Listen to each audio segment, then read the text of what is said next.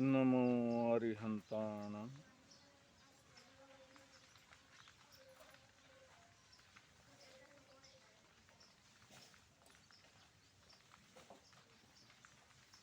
भगवान महावीर कहते हैं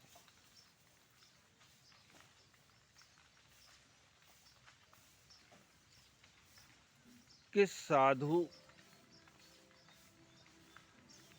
जंतर मंतर टोना टोटका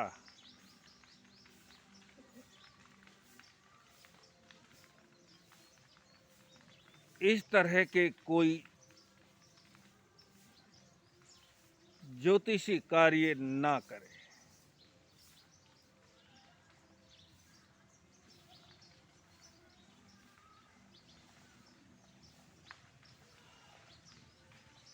ये साधु के जीवन में पतन का कारण हो सकती है।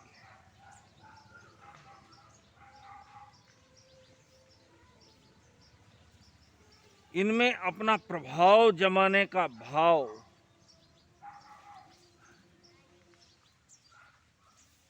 हमारे अंदर पैदा हो सकता है।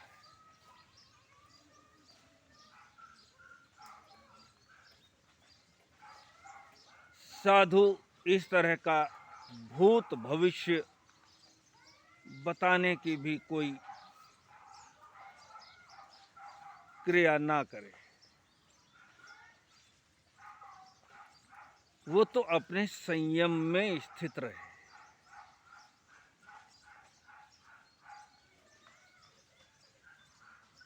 साधु के पास रिद्धि सिद्धि होनी चाहिए, होनी तो चाहिए, लेकिन जहां धर्म की रक्षा करने की बात आ जाए वहां पर उनका उपयोग करे, अन्यथा नहीं।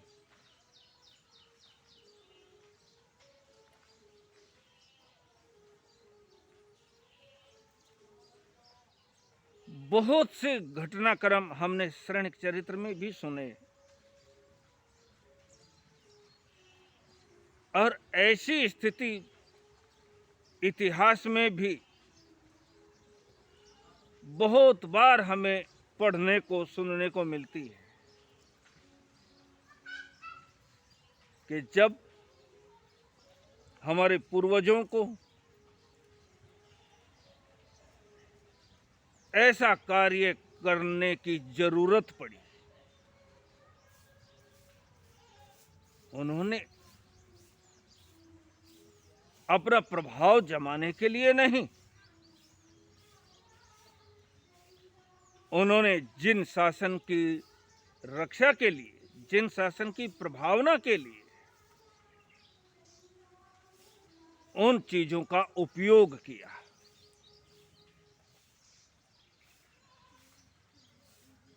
तो हमारे साधु साध्वियों के पास ये चीजें होनी तो चाहिए, लेकिन भगवान महावीर कहते हैं अगर उन्हें हम अपना प्रभाव जमाने के लिए करते हैं,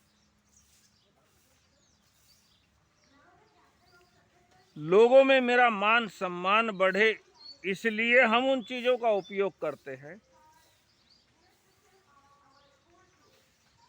तो भगवान कहते हैं वो पापी श्रमण है। उसे पापी श्रमण कह करके पुकारा है।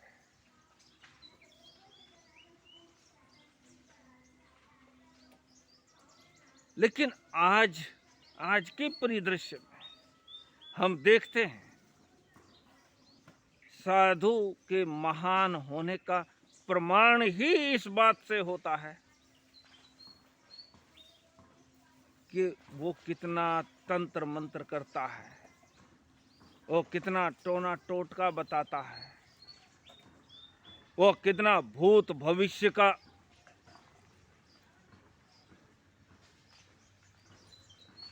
वर्तमान का किसी को पता नहीं, भूत भविष्य का बताता है। महाराज जी आपको भी कुछ आता है?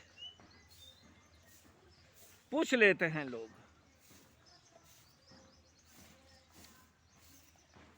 कुछ आने का मतलब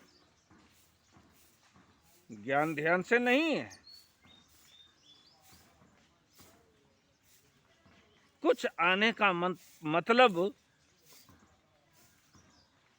कोई भविष्य वगैरह आप देखते हैं? अगर देखते हैं तो तुरंत हाथ आगे कर देते हैं, मेरा भी बताओ ना, बहुत परेशानी में हूँ, बड़ी दुविधा है, मेरा भी बताइए ना भविष्य आगे क्या होने वाला है।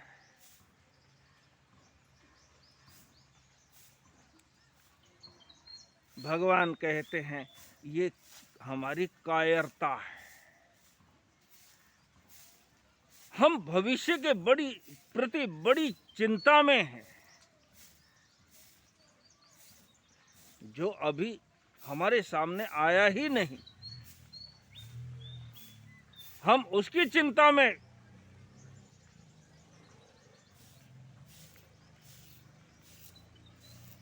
लेकिन भगवान कहते हैं हमने जो आज वर्तमान में किया, भविष्य में उसका फल वैसा ही होगा।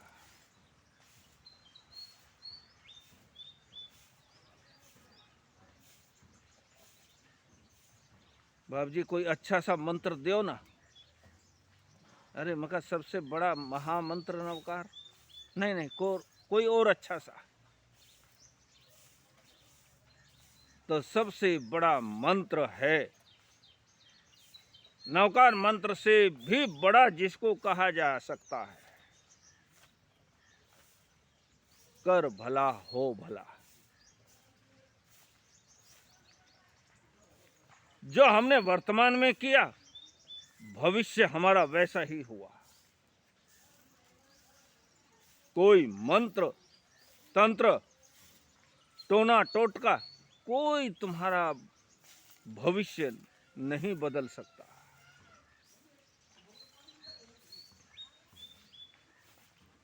हाँ, जो साधारण कर्म बंध जाते हैं उन्हें हमें साधना के द्वारा और मंत्रों में भी महामंत्र नवकार जैसे गायत्री महामंत्र जैसे कुछ इक्के दुक्के मंत्र हैं जिनके द्वारा हमारे साधारण कर्मों से मुक्त हुआ जा सकता है।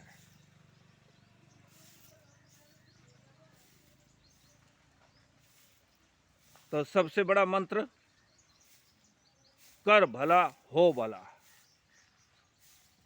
अगर ये मंत्र किसी को देने लगे तो किसी का भी विश्वास ही ना बैठे। तो भगवान महावीर कहते हैं इन चीजों में उलझ करके हमारे साधु जीवन का पतन होने की पूरी पूरी संभावना होती है, और इसका परिणाम हम देख रहे हैं। हमारे एक एक साल की दीक्षा के साधु साध्वी पत्रे लेकर के बैठे हुए हैं। जो काम पहले ब्राह्मण लोग करते थे वो काम हमारे साधु साध्वी कर रहे हैं। ज्योतिष विद्या सीखने के लिए क्लासें लगाई जा रही है, शास्त्रों से कुछ लेना देना नहीं।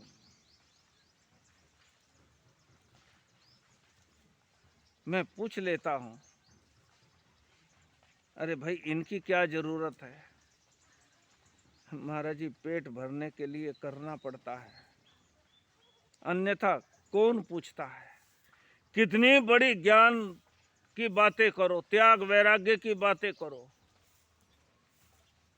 लोगों को कोई इंटरेस्ट नहीं। मेरा भविष्य कैसा होगा, और भविष्य कहे तो मेरी 7वीं पीढ़ी का क्या होगा। अपने भविष्य की ही बात होती, वो भी नहीं, मेरी 7वीं पीढ़ी का क्या होगा उसकी चिंता हमें सताती है। लेकिन साधु इन चीजों से मुक्त होता है। जो बीत गया भूतकाल उसकी कोई परवाह नहीं, वो तो अब आने वाला नहीं। जो अभी आया ही नहीं उसकी भी चिंता करने की कोई जरूरत साधु जीवन में तो नहीं है। तो भगवान कहते हैं जो साधु साध्वी इस तरह के गोरख धंधों के अंदर लग जाते हैं वो पापी श्रमण है। हमारी समाज उसे कितने ही ऊंचे दर्जे पर बैठा दे, लेकिन भगवान की नजर में वो पापी श्रमण है।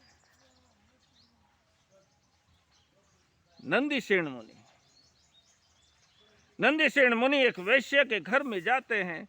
जाते ही जब उनके ऊपर ऐसा टोंट कसा जाता है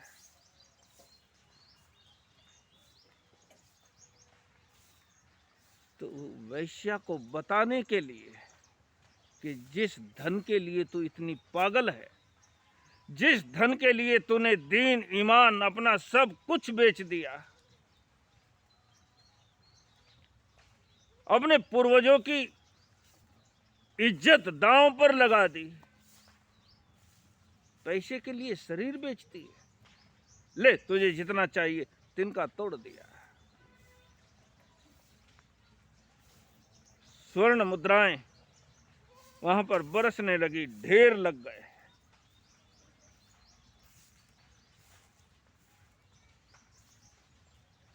साधु तेज में आकर के भी इस तरह का प्रदर्शन ना करे, तेज में आकर के भी ना करे। किसी ने मेरा अपमान किया और मैंने लब्धि का प्रयोग कर दिया, ऐसा ना करे। हाँ, जहां शासन प्रभावना की बात आ जाए वहां पर अवश्य करे। जैसे आचार्य हेमचंद्र, इतिहास में एक बड़ा गौरवशाली नाम आता है, आचार्य हेमचंद्र।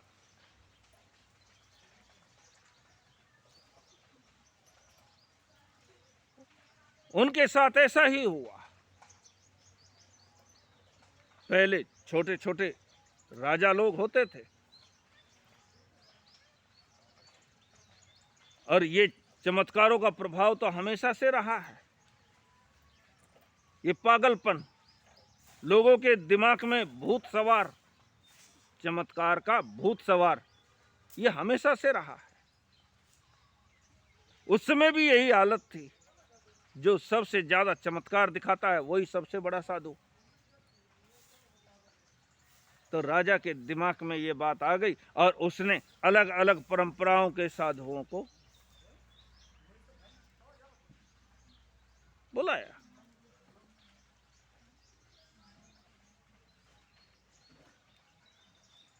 कि तुम्हारे पास कोई धर्म है, तुम्हारे पास कोई तुम्हारी साधना है, हमारी साधना छोड़ो। हमारे पास धन मांगो तो धन दे देंगे। तुम्हारे पास अगर कोई साधना है, साधना मतलब कोई चमत्कार है, जबकि साधना अलग चीज है। साधना अलग चीज है और चमत्कार बिल्कुल अलग चीज है। चमत्कारों को साधना से मत जोड़ो। साधना तो होती है हमारे जीवन की सहजता, सरलता, पवित्रता, और चमत्कार होता है गोरख धंधा। आचार्य हेमचंद्र को राजा ने कहा कि महाराज, अगर आपके पास कोई चमत्कार है तो दिखाओ, अन्यथा मेरे देश को छोड़ करके निकल जाओ। ये फोकट की रोटियां तोड़ने के लिए हमारा देश नहीं है।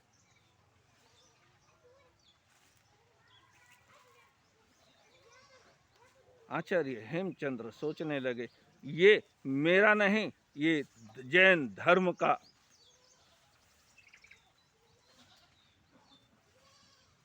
ये जैन धर्म की हानि है,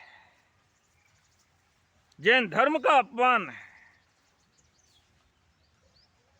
अगर मैं यहां से चुपचाप निकल जाता हूं तो इसमें जैन धर्म की हानि होगी। जो धर्म के प्रति आस्थावान लोग हैं उनके मन में भी आस्था गिर जाएगी। उन्होंने धर्म का सोचा, अपना नहीं।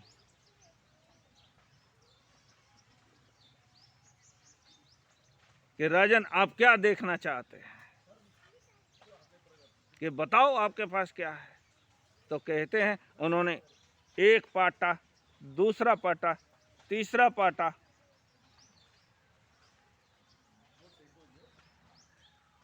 ऐसे एक के ऊपर एक 9 पाटे लगवाए।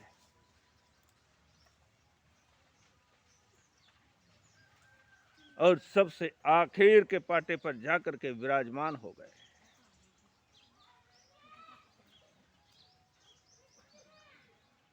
बहुत सारे लोग वो चमत्कार देखने के लिए आए थे। आचार्य हेमचंद्र कोई चमत्कार दिखाने वाले हैं। बड़ी भीड़ इकट्ठी हुई थी। चमत्कारों का आकर्षण हमारे दिमाग से नहीं जाता, लेकिन भगवान कहते हैं ये चमत्कार अगर तुम अपने लिए कर रहे हो, अपने मान सम्मान बढ़ाने के लिए कर रहे हो, तो तुम पापी श्रमण, पापी श्रमण कह करके पुकारते हैं भगवान महावीर।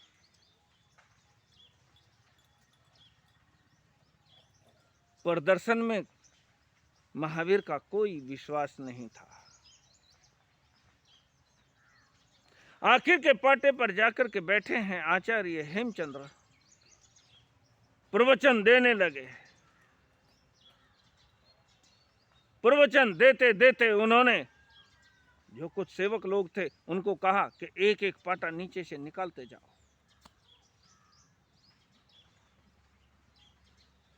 जो सबसे नीचे का पाटा था उसको खींच करके बाहर निकाल लिया गया, फिर दूसरा निकाल लिया गया, तीसरा निकाल लिया गया, पूरे 9 के 9 पाटे निकाल लिए गए। और आचार्य हेमचंद्र हवा में बैठे हुए प्रवचन दे रहे हैं।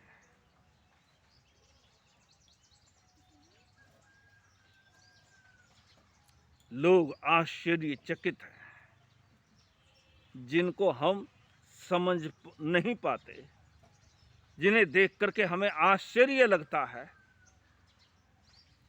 उनको हम चमत्कार कहते हैं। चमत्कार जिसको सुन करके, देख करके हमें आश्चर्य लगता है, आश्चर्य जैसा होता नहीं है, लेकिन हमारी पहुंच वहां तक नहीं है, इसलिए हमें आश्चर्य लगता है और उसी को हम चमत्कार मान लेते हैं, उसी को हम साधना का प्रमुख अंग मान लेते हैं। लेकिन भगवान कहते हैं ये साधना नहीं है, ये साधना तो नहीं है। अच्छा हो, साधु बनने की अपेक्षा तुम एक मदारी बन जाओ जो रोड के किनारे बैठ करके चमत्कार दिखाता है और फिर पब्लिक में पैसा मांगता है। वो बड़ा सच्चा है, लेकिन इस तरह का साधु बड़ा झूठा है, और झूठा धर्मात्मा तो नहीं होता।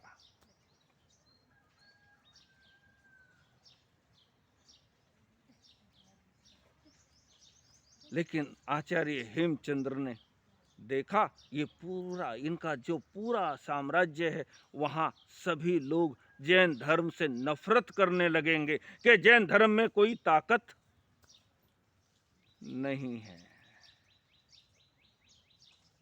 उस चीज का भाव पैदा ना हो, इसलिए आचार्य हेमचंद्र ने उस साधना, उस चमत्कार का असर दिखाया, प्रभाव दिखाया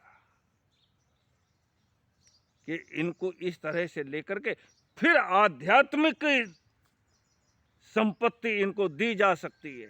लेकिन एक बार विरोधी हो गए तो फिर ये कोई बात मानने के लिए तैयार नहीं होंगे। तो ऐसी एक महावीर की दृष्टि, और देखते हैं हम इस चरित्र में भी कि नंदीसेन अगर वहां पर वो तिनका ना तोड़ा होता, अपनी लब्धि का प्रयोग ना किया होता, तो शायद उसका पतन भी ना हुआ होता। ये पतन के कारण बन जाते हैं, इसलिए इन चीजों को मना किया। नंदीसेन मुनि उस गलती के कारण 12 साल वैश्या के घर के अंदर रहे, लेकिन उनका समकित नष्ट नहीं हुआ था। सम्यक तो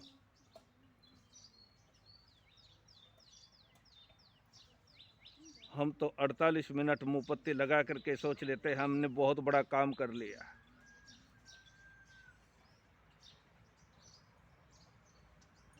लेकिन सम्यक तो एक बार हमारे जीवन के अंदर आ जाए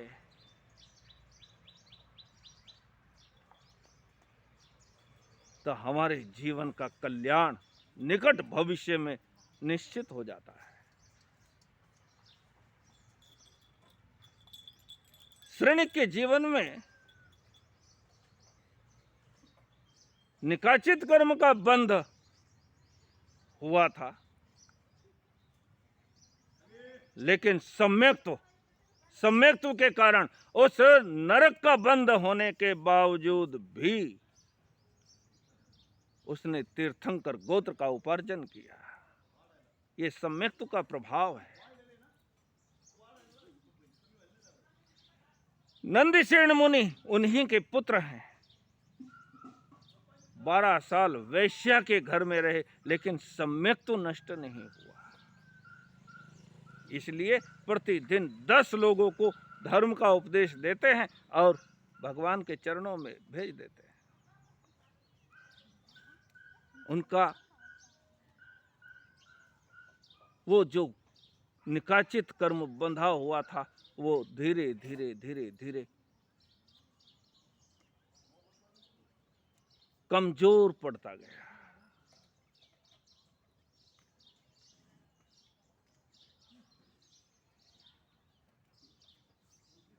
नौ लोगों को तो भेज चुके, 10वां मानता ही नहीं। बेटा बार बार आता है चला जाता है, आता है चला जाता है। पत्नी ने परेशान होकर के माथा पीटते हुए थोड़ा आवेश में नंदीसेन के पास गई और जाकर के कहने लगी, अरे चलो इतनी देर हो गई, कुछ तो खा लो पी लो। कि नहीं, जब तक ये नहीं समझता तब तक मैं कुछ अन्न जल ग्रहण नहीं करता। अच्छा, अरे ये नहीं समझता तो तुम तो समझ लो। तुम भी कहां समझ रहे हो, इसके पीछे जिद पकड़ करके बैठे हो।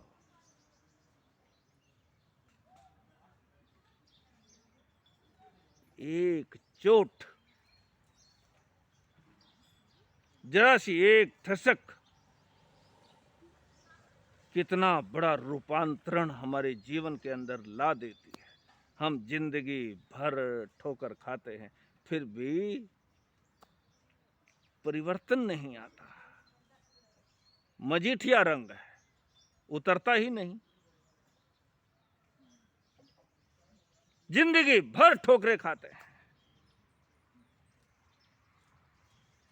ठोकरे खाने का मतलब हम न जाने कितनी बार अपमानित होते हैं, न जाने कितने उल्हाने उठाते हैं, कितनी जली कटी सुनते हैं,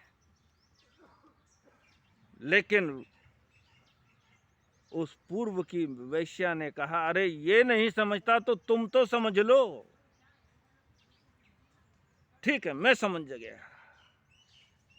नंदीसेन खड़े हो गए।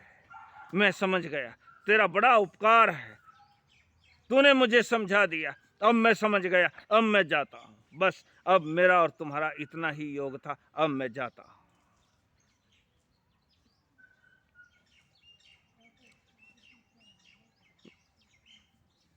वो पूर्व की वैश्या बड़ी रोती है, झिंझाती है। अरे मैंने इस भाव से आपका नहीं कहा था, मेरे से हो गई गलती, मेरे को ऐसा नहीं कहना चाहिए था। लेकिन नंदीसेन अब मानने के लिए तैयार।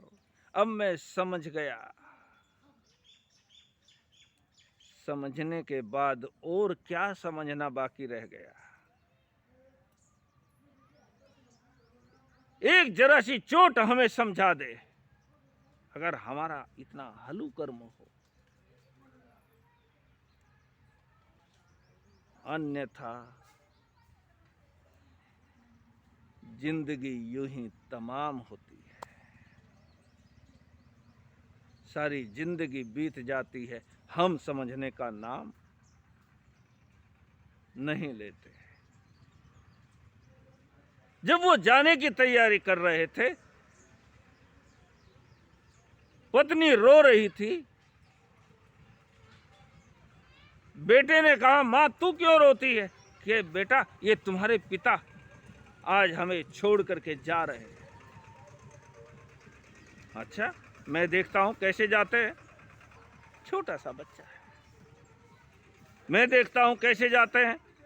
कहते हैं उन्होंने, जो पुराने जमाने में, आजकल तो विषय खत्म हुआ, हम देखते थे अपनी दादी को भी, वो कपास की जो गांधी जी बनाते थे ना, रुई के धागे की चिंचली बनाते थे, वो लेकर के आए और आकर के अपने पिता को खाट के साथ, चारपाई के साथ बांध दिया। बांध दिया क्या, उससे लपेट दिया। अब वो कपास का धागा कितना मजबूत होगा, जरा सी ठसक लगी कि टूट गया। लेकिन उस धागे को लपेट करके उसने खाट के साथ अपने पिता को बांध दिया। कहते हैं मोह कर्म ये बड़ा प्रबल है। कहें तो 8 कर्मों में सबसे बड़ा बलवान ये मोहिनीय कर्म है। इस मोह के कारण ही हम इस संसार रूपी दलदल के साथ चिपके रहते हैं। ये मोह के कारण ही है। ये मेरा धन, ये मेरा महल, ये मेरी गाड़ी, ये मेरा परिवार, श्वास निकलते के साथ ही पता लग जाता है कि क्या था तुम्हारा।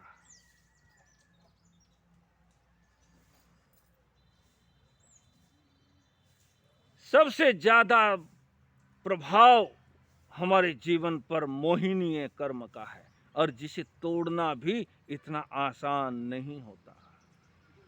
हाँ, समझ आ जाए या मोहिनीय कर्म टूट जाए तो सारे के सारे बंधन हमारे एक झटके के साथ टूट जाते हैं। बाकी कर्मों को तोड़ने की कोई विशेष जद्दोजहद नहीं करनी पड़ती। मोहिनीय कर्म टूट गया कि बाकी सब धराशायी हो गए। जैसे किसी भवन की नींव खोखली कर दी जाए और वो भवन पूरा का पूरा धराशायी हो जाए। ये मोहिनीय कर्म है हमारे जीवन की नींव। बेटे ने 7 बार उस धागे से पिता को बांधा था, तो कहते हैं इतिहासकार कि 7 साल तक और नंदीसेन को उस वेश्या के पास रहना पड़ा, और पुनः भगवान के पास जाकर के वो दीक्षा भगवती को अंगीकार करते हैं। ये बात नहीं आई, ये तो पापी लोग हैं। अरे ये तो दीक्षा छोड़ करके वैश्य के पास इतने साल रहा, इसको कैसे दीक्षा दी जा सकती? भगवान कहते हैं दी जा सकती है। उसे दीक्षा दी, और दीक्षा लेकर के कठोर संयम की साधना करके वो अपने जीवन का कल्याण करने वाला होगा। वहाँ से तो स्वर्ग की प्राप्ति हुई और उसके बाद आत्म कल्याण। जीवन के उतार चढ़ाव समझने की बात है और यही बातें समझ में आ जाएं, इसी के लिए ये चरित्र सुने और सुनाए जाते हैं। हम अपनी प्रज्ञा को जागरूक करें, बस इतनी सी आवश्यकता है। आगे का विषय समय पर। ओम शांति।